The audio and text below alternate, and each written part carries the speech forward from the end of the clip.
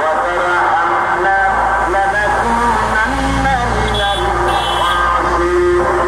আয় আল্লাহ পাক আমি আমার নফসের উপরে জুলুম করেছি অত্যাচার করেছি তুমি যদি আমাকে ক্ষমা না করো দেখেন জ্ঞান থেকে তুমি যদি আমাকে ক্ষমা না করো আর আমার প্রতি যদি করুণা না করো তার মানে হলো শুধু ক্ষমা করলে হবে না শুধু ক্ষমা করলে হবে না ক্ষমা করে আমার প্রতি করুণা করে আবার তোমার রহমতের কোলে চলে যেতে হবে